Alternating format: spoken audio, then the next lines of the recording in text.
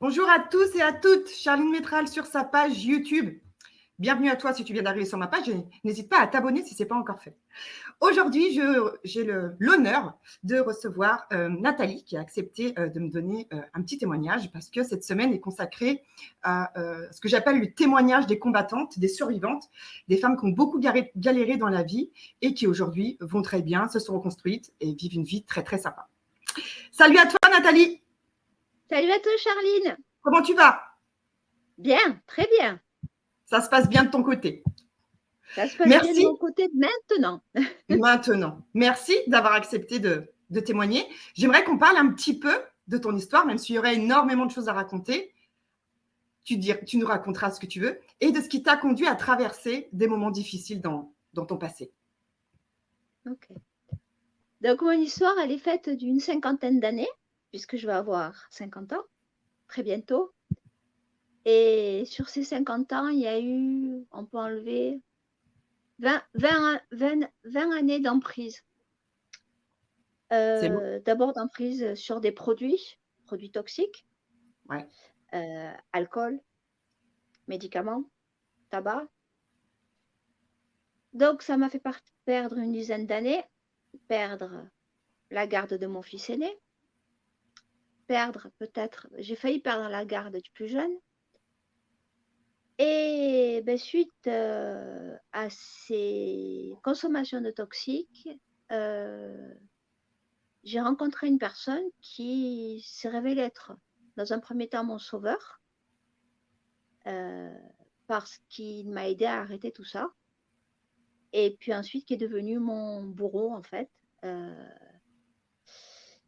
Et qui m'a posé des limites que je n'aurais jamais dû accepter de toute ma vie. Et je suis devenue un robot ménager, on va dire, pendant 10 ans, qui n'avait plus droit ni de penser, ni d'être autre chose que ce qu'il voulait. Comment tu as trouvé la force pour avancer dans tout ça? Alors, j'ai toujours cru d'abord dans le fait que j'avais une bonne étoile qui me protégeait. Donc, à chaque événement difficile de ma vie, finalement, je me disais, finalement, tu vois, ta bonne étoile, tu aurais pu mourir dans cet accident, finalement, tu as juste une cicatrice au genou. Et ensuite, j'ai beaucoup lu d'abord sur tout ce qui pouvait toucher au sujet des dépendances affectives toxiques. Mais ça ne suffisait pas. Alors, je suis allée voir une psy qui m'a dit, le mieux, c'est de fuir. Et j'ai fui. 5 jours. Un grand record. Et je suis revenue avec la personne qui me pourrissait la vie. Et c'est là que je suis rentrée en contact avec toi. Alors du coup, on y venait, mais quels sont les changements que tu as effectués tout au long de ta vie là pour t'aider à te remettre sur pied, justement? Alors, j'ai appris à dire non. Ouais. Puisque la première des choses qui était, je voulais surtout éviter tous les conflits et faire plaisir à tout le monde. Donc, j'ai appris à dire non. J'ai travaillé, hélas, en grande partie en cachette dans mon coin. Pour avoir une voie de sortie la plus sécure possible quand j'allais sortir de ça. Ouais, c'était pas évident. Donc, j'ai travaillé avec toi d'abord sur les besoins fondamentaux, comment les assurer. Donc, logement, travail. J'ai passé un concours que j'ai réussi. Et puis, à partir de là, travailler vraiment ce qui était important pour moi et me rendre compte surtout que la peur que j'avais de dire à cet homme, tu pars de chez moi, en fait, c'était une peur que je m'étais créée, mais qui n'était pas réelle et qui ne pouvait pas m'arriver pire. Et en fait, tu m'as donné la confiance, tu m'as secouée pour que j'avance. Et j'ai réussi, même si ça a été petit pas par petit pas, petite touche par petite touche. Pas à pas. pas à pas. On a mis 1 an presque. Ouais. Gros travail de coaching, Parce, mais ça a été parce efficace. que, ouais, du coaching un peu. Tu as su t'adapter à mon besoin, en fait. Mon besoin qui était que je ne pouvais pas faire des choses chez moi tant qu'il était là. Donc, c'est adapté. Et dans un mode de fonctionnement, tu as accepté de me prendre en coaching alors que j'étais en relation, encore dans la relation. Tu as cru en moi. Ouais, tu avais une grosse volonté de t'en sortir et d'avancer, c'est ce qui a fait pencher la bascule, parce que c'est vrai que normalement, je prends les personnes après la sortie de relation, mais tu étais très motivée. Ouais. Et vraiment, là, je me redécouvre. Et le coaching, en plus de m'avoir aidé à cette sortie, m'a aidé à me sentir bien avec moi, en fait.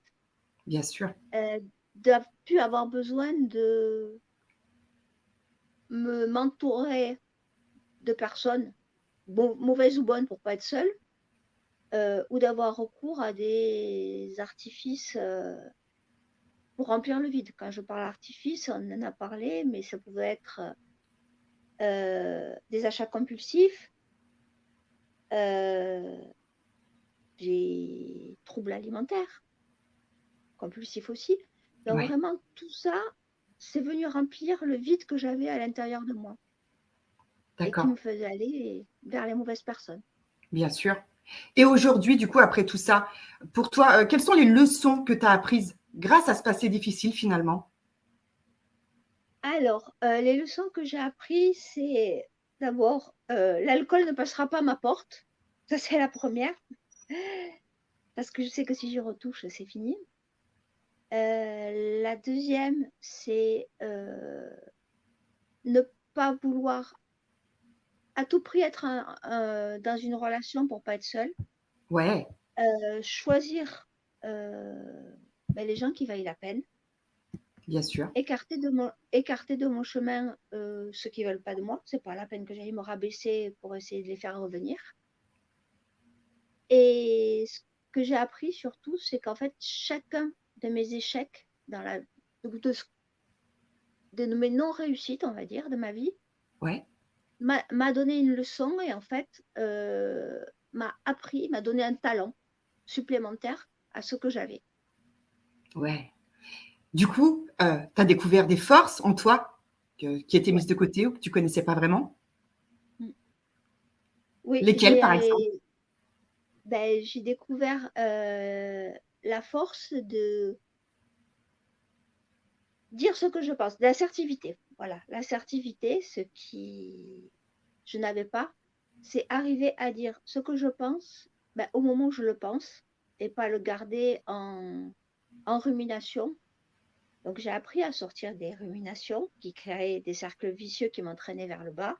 Ouais, Euh, et tout ça par une mise en place d'une routine en fait qui crée, qui crée ma force, aussi bien bien sûr. dans la tenue du journal de bord sur lequel je reviens tous les jours pour voir comment ça s'est passé.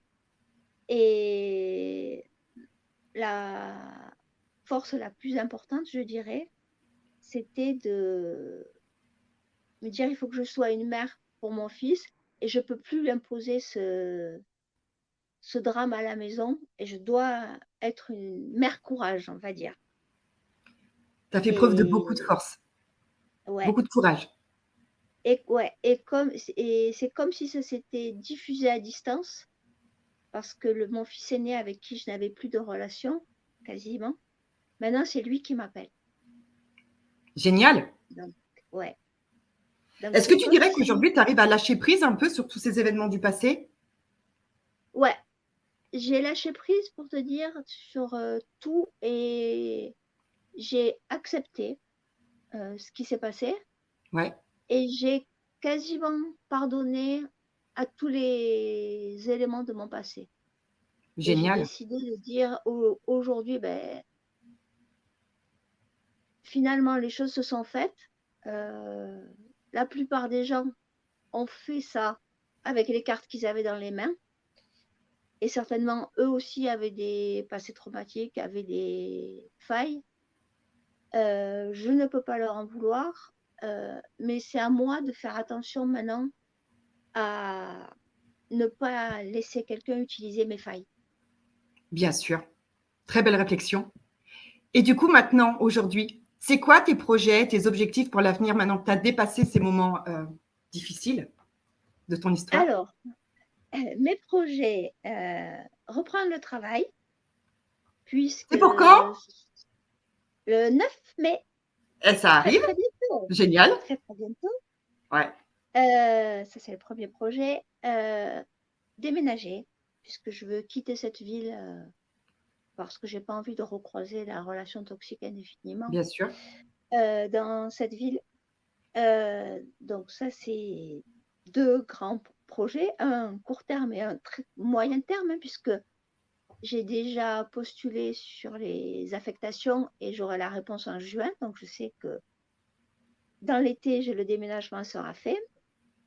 Le projet de retrouver mon fils aîné, qui m'a dit qu'après ses concours, on se verrait en juillet.